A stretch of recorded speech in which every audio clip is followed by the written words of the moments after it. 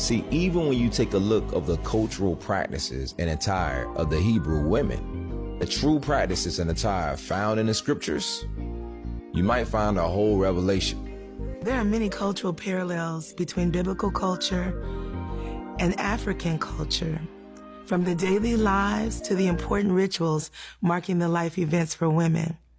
We could start with physical appearance as well as clothing and adornment.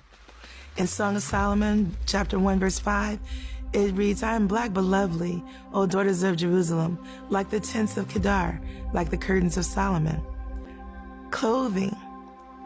In Isaiah 3:16, the scripture reads, because the daughters of Zion are haughty, walking with heads held high, and wanting eyes prancing and skipping as they go, jingling the bracelets on their ankles. Pause.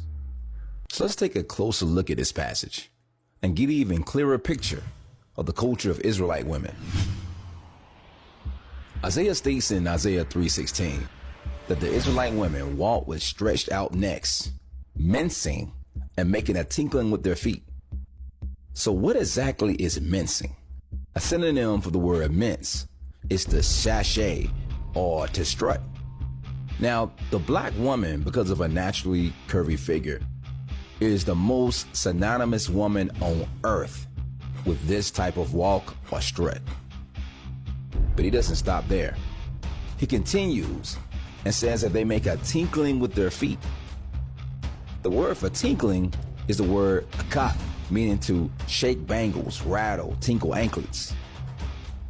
Even the Gesenius Hebrew Chaldee lexicon states to adorn oneself with anklets, or to make a noise or the tinkling with them, a mark of a woman desirous of attracting attention. The ankle bracelets and the bangles are a part of East and West African tradition. For example, the Wolof women of Senegal wear anklets to determine marital and social status. The women of the Ivory Coast wear them during initiatory rites, funerals, or festivals. Some rites, the anklets are used to create music during a ritual dance. In other words, as Isaiah said, they make a tinkling with their feet. Isaiah continues in verses 19 and 20 and speaks about how the Israelite women also wore chains, bonnets, earrings, and leg ornaments. Waist chains are worn by tribes all over Africa. For instance, the Yoruba woman is a prime example who fits the Isaiah 3 Israelite woman description to a T. The Yoruba women wear bonnets, earrings, and anklets. And in the Yoruba culture, unmarried women of the tribe wearing alike, also known as waist beads or waist chains. Even Ghanaian girls might be presented with waist beads as a token of their coming of age into womanhood. The waist chains were so integral that they have different colors representing different meanings. In verse 18, Yahuwah states that he will take away the tinkling anklets, and what the KJV translates as calls, and round tires like the moon. What exactly is that? Well, the word call is the Hebrew word shabiach, which means interweaving. Interweaving.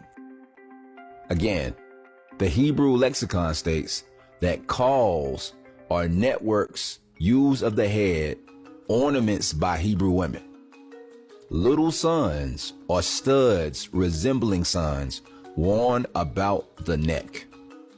The phrase, round tires like the moon, is the word Saharan, meaning an ornament around the neck, a round tire like the moon. So calls and round tires like the moon translate as round interweavings worn about the neck that resemble tires and the sun and moon. The Maasai people of Kenya and Tanzania wear round interweavings around the neck that resemble tires and the sun and the moon.